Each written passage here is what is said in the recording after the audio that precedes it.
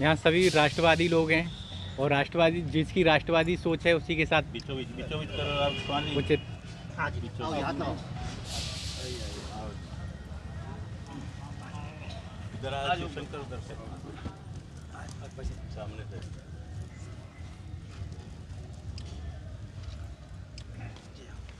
जय श्री राम।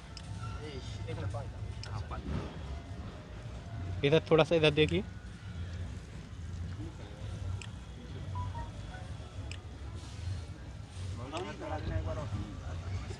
थोड़ा हाथ लगा। हाँ हाँ आज हाथ लगा लो एक बार और।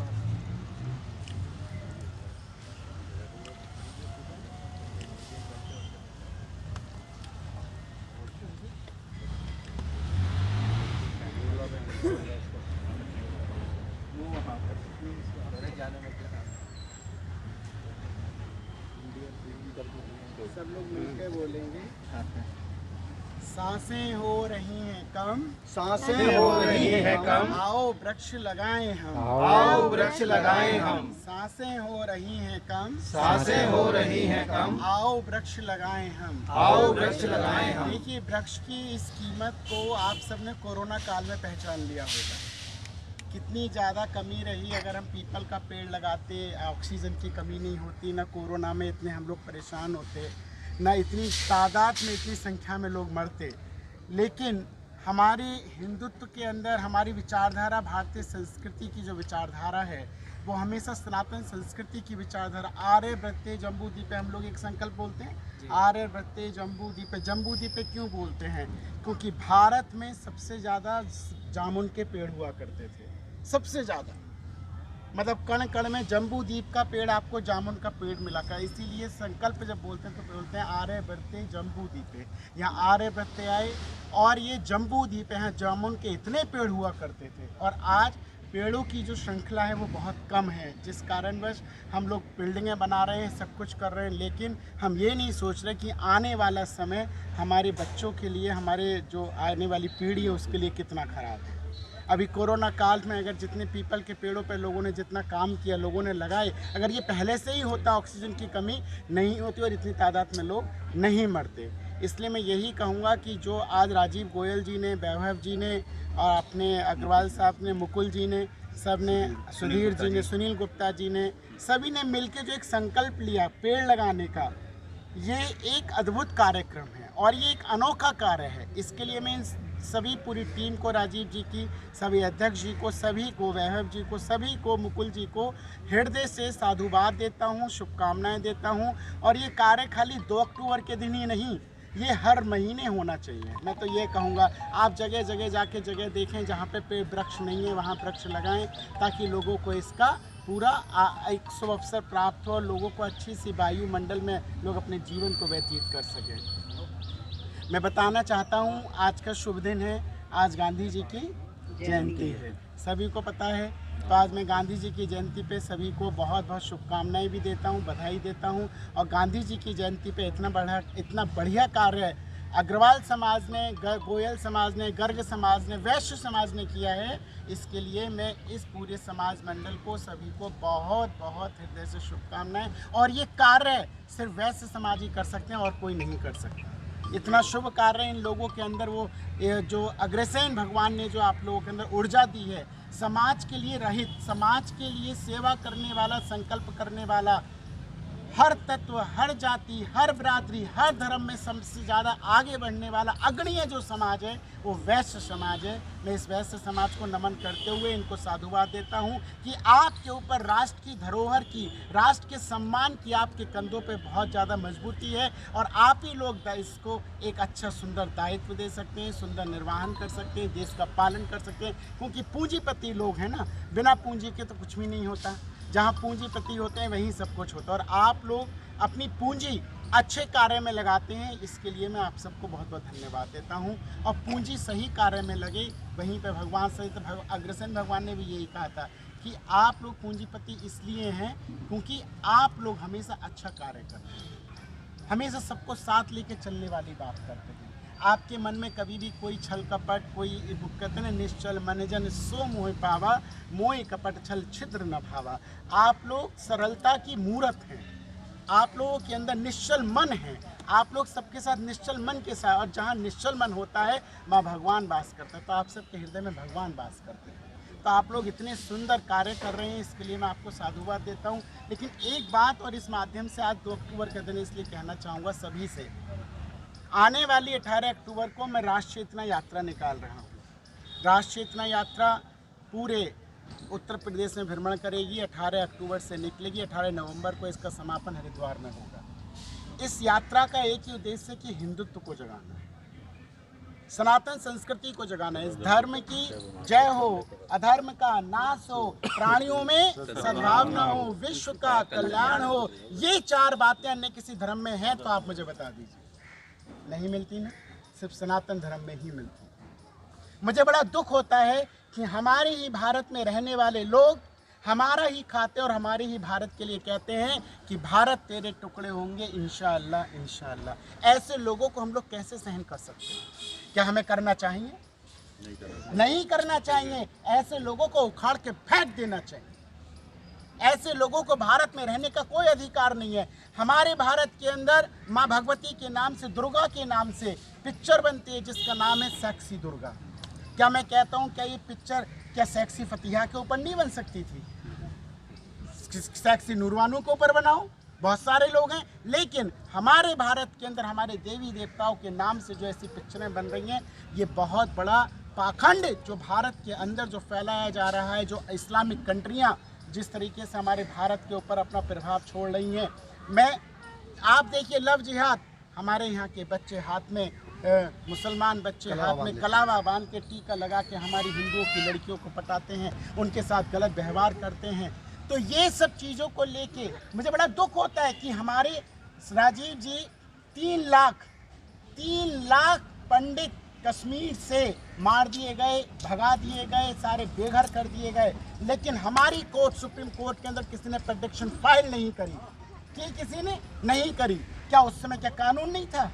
लेकिन नहीं था। लेकिन सारे हिंदू सोए हुए थे, उनको बोलने नहीं दिया गया। सन 47 से लेके 2014 तक, सन 47 से लेके 2014 तक सिर्फ और सिर्फ हिंदुओं को दबाया गया, उनको बोलने की ताकत नहीं दी गई। मैं कहता हूं 2014 में आप लोगों से भले ही गलती से कमल पे निशान, एक बोर्ड लग गया, एक आपने निशान ऐसा दबा दिया कि सफ़ेद दाढ़ी वाले, आधी कुर्ते वाले व्यक्ति को आपने देश का प्रधानमंत्री बना दिया। वो व्यक्ति कोई और नहीं है, वो देश का सच्चा सेवक है, वो भारत माता का सच्चा सपूत है, जिसके नाते हम लोग उठ के जाग के जो सोते हुए हमें लगता है कि हम आज़ाद हैं। आज तक हम आज़ाद नहीं थे, लेकिन अब हमें 2014 से लग रहा है हम आज़ाद हैं, हम आज़ादी की सांस ले रहे हैं। तो क्यों ना हम सब लोग मिलके अपनी भारतीय संस्कृति की, सनातन संस्कृति की और अपने हिंदुत्व की रक्षा के लिए कदम उठाएं, बीड़ा उठाएं। अब हमारे पास सीना तान के 56 इंच की साथ छाती जो है सिर्फ नरेंद्र मोदी जी की नहीं है, 56 इंच की साथ छाती हम सब की भी है। लेकिन चौड़ा सीना करके कहना है भारत माता की जय। ऐसे भारत में एक ऐसा योद्धा दिया है माँ सपूत, ऐसी माँ भारती ने एक ऐसा सपूत दिया, नरेंद्र मोदी। दूसरा, उन्होंने हमसे कहा कि देखो, भगवान कहते ना, ये मुसलमान भी कहते हैं इंशाअल्लाह, ईश्वर ने, अल्लाह ने हमें भेजा है, हम यहाँ से कुतुब मीनार ले जाएंगे, हम यहाँ से ये ताजमहल ले जाएंगे। अरे तुम लेकर जाओगे कब? तो ये चीज़ें, भारत हमारा है, हिंदुओं का भारत है, हिंदुओं का था, हिंदुओं का है, हिंदुओं का रहेगा। इसमें किसी का कोई अधिकार नहीं हो सकता। आप रहें, सम्मान के साथ रहें, शांति से रहें, जो मिल रहा है उसको खाएं। लेकिन भारत माता के लिए गलत जो बोलेगा उसको भारत में रहने का कोई अधिकार नहीं होगा। आप खाइए, हमें कोई चिंता नहीं है, आप आराम से बैठ के खाइए, शांति से खाइए, देश हित की बात कीजिए, हम आपके साथ हैं। अगर देश के विरुद्ध बात करेंगे तो हम आपके साथ बिल्कुल भी नहीं हैं। अरे आप देखिए, पाकिस्तान का वो जीतता है तो यहाँ के हिंदू, हमारे यहाँ के मुसलमान भाई पटाखे छोड़ते हैं। भारत हारता है तो वो बड़े अच्छे से उसके लिए पटाखे छोड़ने लगते हैं कि भाई भारत हार गया। कितना शोरगुल मचता है। अरे हम भारत में रह रहे हो, भारत की बात नहीं करोगे? हम ये गीत बेफालतू गाते हैं कि भारत का रहने वाला हूँ, भारत की बात बताता हूँ। फिर क्यों हम लोग खाली गाएंगे लेकिन हम लोग करेंगे नहीं? इसीलिए मैं कहना चाहता हूँ कि हिंदुत्व को जगाने के लिए जो 18 अक्टूबर से जो मैंने संकल्प लिया है, राजीव जी आप भी सबसे मैं कहना चाहूँगा, इसमें बहुत ज़ोर से मेरा सहयोग करें, समर्थन करें इस यात्रा का। और मैं बड़ा भाग्यशाली हूँ, गेरुए वस्त्र का एक संत मिल गया। एक संत है वो जो कि हमारे हिंदुत्व की रक्षा के लिए आज एक बड़ी कुर्सी पर बैठा है। इसीलिए हम लोग सीना तान के बात नहीं कर पा रहे, वरना हम लोग नहीं कर पाते आज हम लोग। तो इसीलिए मैं ऐसे योगी आदित्यनाथ जी को बहुत बहुत साधुवाद देता हूँ, क्योंकि मैं उन्हीं के संप्रदाय से, नाथ संप्रदाय से महामंडलेश्वर हूँ। मेरा नाम जो है महामंडलेश्वर स्वामी हितेश्वर नाथ पड़ा है, तो उन्हीं के ही कहने पे मुझे नाथ संप्रदाय का महामंडलेश्वर बनाया गया। ये भगवान की कृपा है। और आपका भी बड़ा संकल्प था, आप भी चाहते थे, कुछ दिनों पूर्व बोले गुरु जी आप महामंडलेश्वर बनने चाहिए, आपका भी संकल्प पूर्ण हो गया, सभी का संकल्प पूर्ण हो गया। अब हमें सिर्फ काम करना है अपने हिंदुत्व के लिए, अपनी सनातन संस्कृति के लिए, और एकजुट हो जाना है। मेरे साथ मिलके बोलिए भारत माता की जय, भारत माता की जय, भारत माता की जय। आओ पेड़ लगाएं हम, सांसें हो रही हैं कम। आओ पेड़ लगाएं हम, सांसें हो रही हैं कम। आओ पेड़ लगाएं हम, सांसें हो रही हैं कम। जय हिंद, जय भारत, जय हिंद, जय भारत, जय हिंदुत्व, जय भारत, जय हिंदू राष्ट्र, जय हिंदू, जय बोलिए जय हिंद, जय हिंदू राष्ट्र, जय हिंदुत्व, जय हिंदू राष्ट्र, जय हिंदू राष्ट्र, जय हिंदू राष्ट्र, जय हिंद, जय हिंद, जय हिंदुत्व, जय हिंदू, जय हिंदू राष्ट्र, जय हिंदू, भारत माता की जय। वंदे मातरम, वंदे मातरम। आज का दिन बहुत शुभ रहा। सभी को एक बार फिर से मैं हृदय से शुभकामनाएं और बधाई। आज 2 अक्टूबर पे गांधी जयंती पे सबको बधाइयाँ देता हूँ। जिन्होंने देश के लिए, बाबूजी मैं आपको बहुत साधुवाद देता हूँ, जिन्होंने जब हमारे भारत के अंदर, आपको पता है जब अन्न का जब वो हुआ था कि संकट आ गया था, तो इन्होंने कहा कि सब लोग व्रत रखिए, सबको एक समय का, एक दिन का व्रत, हाँ एक दिन का व्रत रखवाया था सबको कि सोमवार का व्रत रखिए। और देखिए ऐसा देश का प्रधानमंत्री, और वहीं से हमारे देश के आत्मनिर्भर हुआ था, तभी से आत्मनिर्भर हुआ था। राजकुमार जी, जी राजकुमार जी हमारी माता की है।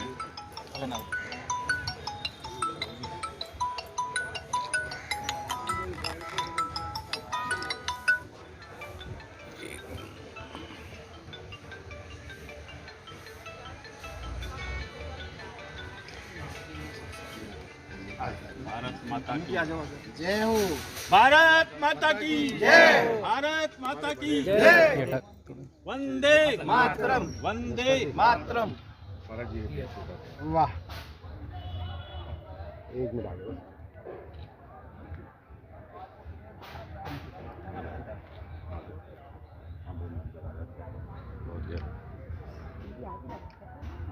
आजा राजकुमार जी, आप महाराज जी मैं इसी कलम से लिखूंगा, मुझे आज ही लिखना है, मुझे वो लेटर देना थी योगी जी को, इसी से लिखना। आज अब ना सारे ऐसे लंबे लंबाई कर लो, लंबाई बढ़ा थोड़ी सी ऐसी थोड़ा सा ऐसा और लंबा हो जाओ, गोल मत लंबा हो जाओ। और तुम लोग इधर आ जाओ, तुम लोग इधर आ जाओ, ऐसे आ जाओ, पीछे से आ जाओ। पारू जी आप भी आ जाइए। हेलो, मैं भी करेंगे बेटा कॉल बैक। आई जल्दी आई, फिर मैं एक बाइट लूँगा जी आपके ये, ठीक है अभी ले लेता हूँ। कहाँ है भाई, कहाँ रख दिया वो, जो जल्दी दो।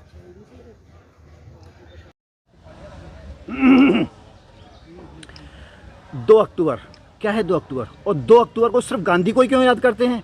गांधी के साथ साथ में 2 हस्तियाँ ऐसी थी इस देश में जिन्होंने इस देश का नाम रोशन किया है। एक का नाम महात्मा करमचंद गांधी, दूसरे का नाम लाल बहादुर शास्त्री। लेकिन हमने इतिहास में सिर्फ गांधी को ही पढ़ा है। गांधी को क्यों पढ़ा है? क्योंकि हमारे ऊपर जो शासन था वो अंग्रेज़ों से निकल करके दूसरे अंग्रेज़ों पर आ गया था, इसलिए हमें सिर्फ गांधी को ही पढ़ा गया। लेकिन देश के सच्चे सपूत लाल बहादुर शास्त्री जी भी इस देश के हुए हैं। लेकिन उनके बारे में आज क्या कहते हैं महामंडलेश्वर हितेश्वर नाथ जी, क्या कहना है आपका? देखिए, भारत के अंदर लाल बहादुर शास्त्री एक ऐसे क्रांतिकारी हमारे प्रधानमंत्री हुए जिन्होंने, मुझे लगता है कि उनसे अच्छा कार्य मैं मानता हूँ नरेंद्र मोदी जी ने जल के लिए बहुत बड़ा कार्य किया।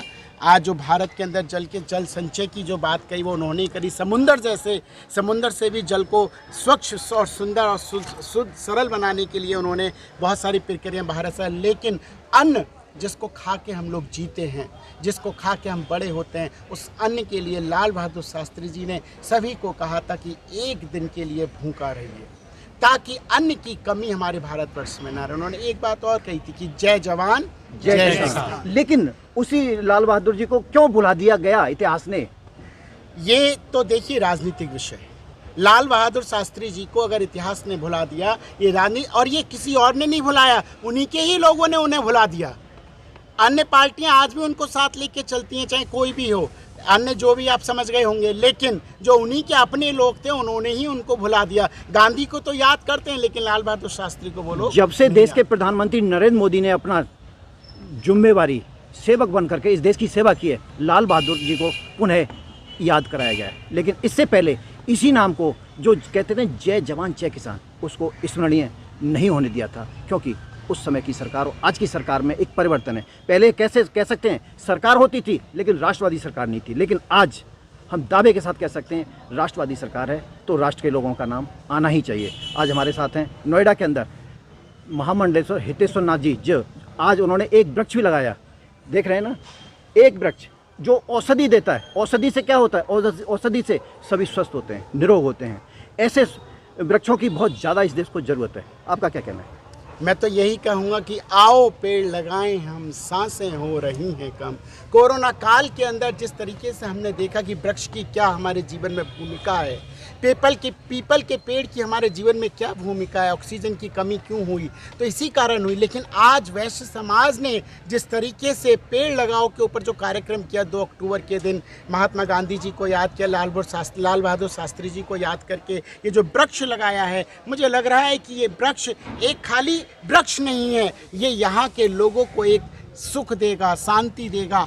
और मुझे लगता है ये कार्य जो वैश्य समाज ने अग्रणी करके भूमिका में निभाया है, ये कार्य कोई और नहीं कर सकता। वैश्य समाज इस भूमिका में बड़ा अग्रणी रहता है, जनता की सेवा, देश की सेवा। जब भी भारत के ऊपर, जब भी विषम परिस्थितियों में भारत आया, तब वैश्य समाज ने इस भारत की मदद करी। नोएडा की भूमि एक ऐसी भूमि जहाँ पर बहुत गरीब भी लोग रहते हैं और यहाँ पर बहुत लोग रईस भी रहते हैं, लेकिन ऐसे दौर में इस भूमि पर एक संत का कदम पड़ना वास्तव में बहुत सराहनीय और हम सब के नोएडा वासियों के लिए बहुत ही गंभीर और कह सकता हूँ बड़े गर्व की बात है। आप जैसे संत इस समाज को इसी तरह से जगाते रहें। मैं नोएडा से राजकुमार अग्रवाल।